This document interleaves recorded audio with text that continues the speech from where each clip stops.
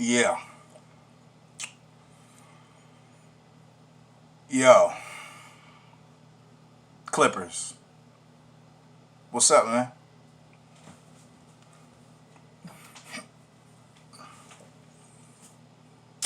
What's up with these Clippers, man? You see, y'all lost game seven, man? Y'all gave up a 3-1 lead? Yo, welcome to another episode of Mostly Sports. This is your host, Keon St. John. YouTube episode number 2. You see, I'm on fire, man. Because it was no way that I saw the Clippers losing a 3-1 lead. No way. And really, this podcast was supposed to be about my Chargers and their little opening season win versus the Bengals. It was ugly, but, we got it done. That's cool. But then this happened tonight. So now I'm going to talk about these Clippers, man. Because I couldn't believe what was going on. I was at work, so I missed the game, obviously. But I was checking the highlights on my phone every 20 minutes or something, every 30 minutes, checking my phone, seeing what's going on. Seeing the Clips got up early. They was up by like 9 in the first half or so. Got up by 11.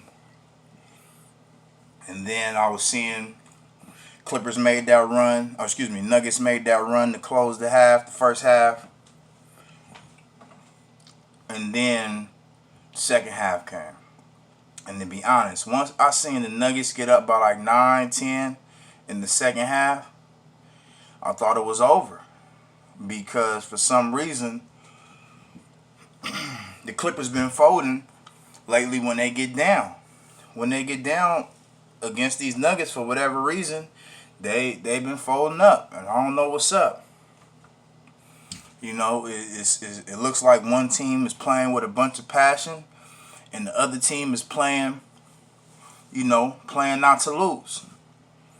And when you play not to lose, sometimes you lose, And I don't know if they was playing not to lose or if they just was really just folding. I mean, Kawhi was missing hella shots. PG was missing hella shots. That's that pressure of a game 7. And I won't speak for PG because he lost a lot of game 7s. No disrespect to him. I'm not saying nothing bad about him. He still is a hell of a player. But we seen Kawhi be successful in those situations, in those positions. Just last year he hit that shot. In Toronto. Versus Philly. You know what I'm saying? So, I know he got it in him. I don't know if it was the bubble or what, but I was highly disappointed in these Clips, and it's a lot of blame to go around. You want to blame the bench for not showing up like they been showing up. Obviously Pat Bev and Montrezl Harrell. Montrezl won 6th Man of the Year. There was none of that going on in the bubble. Lou Will, Lemon Pepper Lou. I don't know. Pat Bev was missing shots. Jokic was balling, but he wasn't balling today. I seen the scorecard. He didn't play good, but obviously, this I guess what we'll call this also. It's the Clips meltdown, but it's also the Jamal Murray coming out party. Also, the Michael Porter coming out party, even though he didn't have a good game today, but he has had some good games in the series. And they needed all of the good games that he gave them. So I don't know, man. So plenty of blame to go around. You can blame Doc Rivers. This is Doc Rivers' third 3-1 lead that he's given up in his career. I don't know. I mean, he is a champion. Can't take nothing away from that. He's a good coach. I do believe that. But, is that a coincidence? Or is that, what's going on?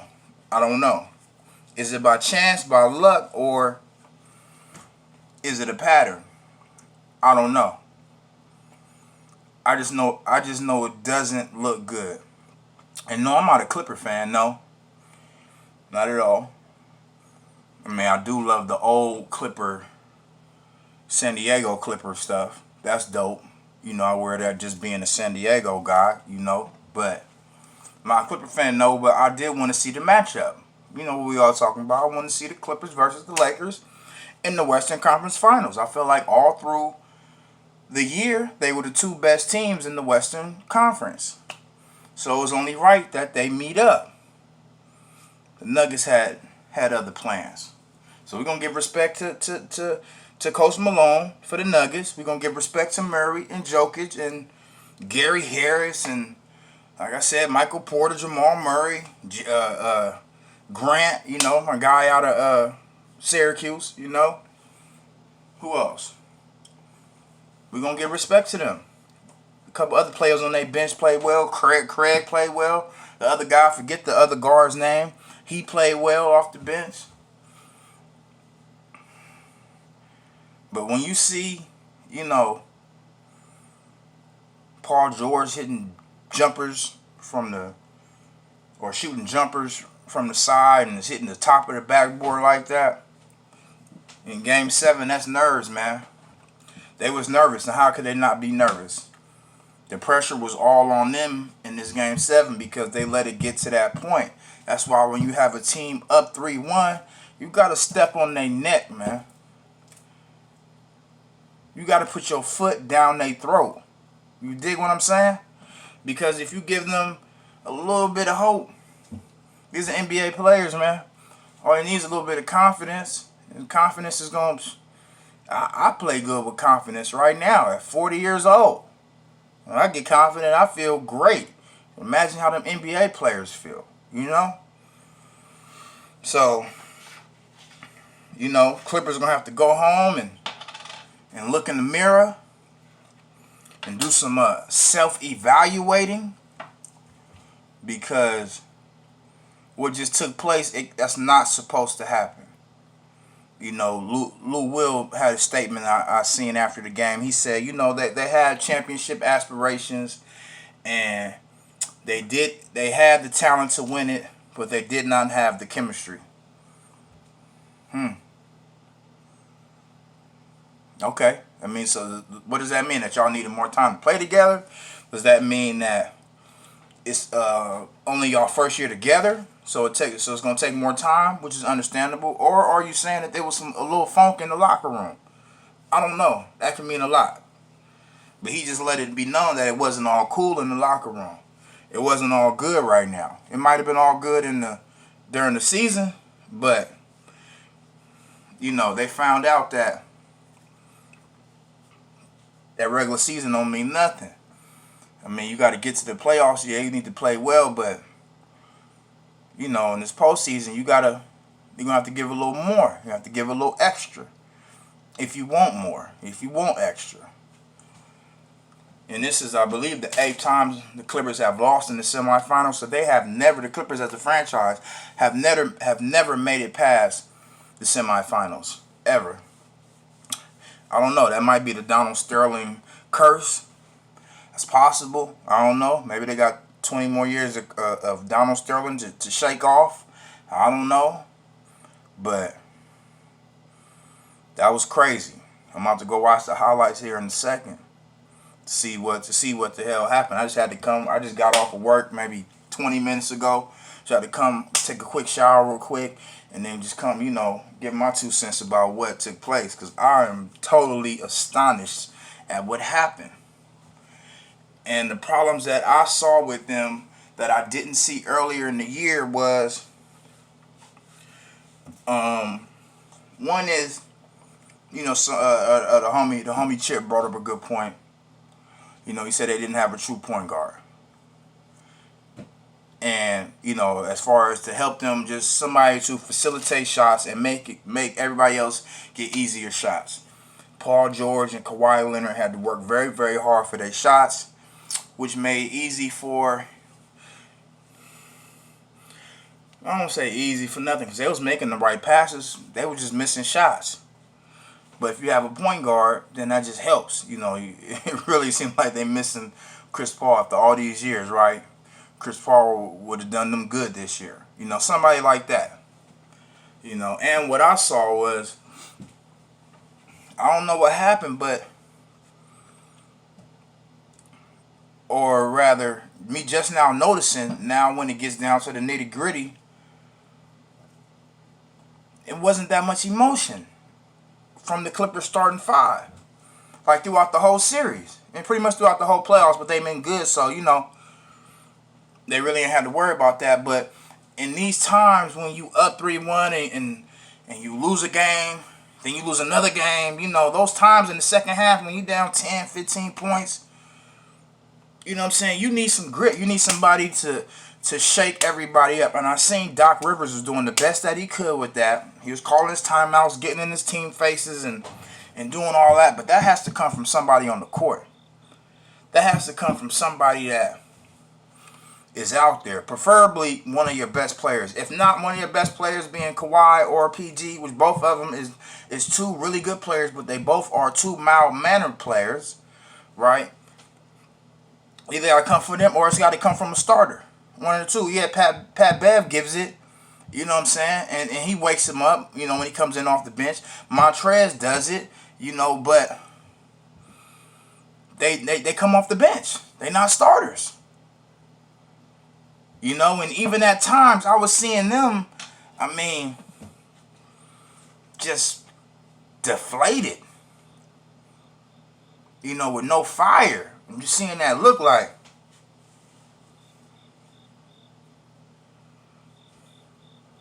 They just looking like. And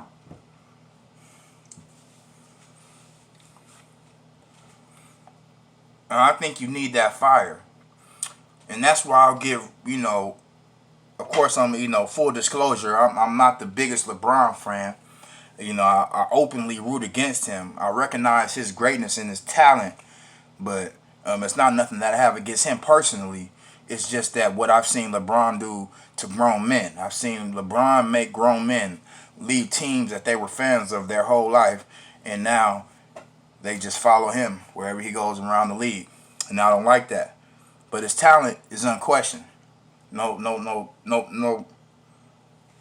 to say about that. But I'm gonna give him some credit right here. One of the things I like about him is not only is he his team's best player, but he also is his team's emotional leader, which I think you need. Emotion is a part of sports. You gotta dig deep, especially when you ain't got it.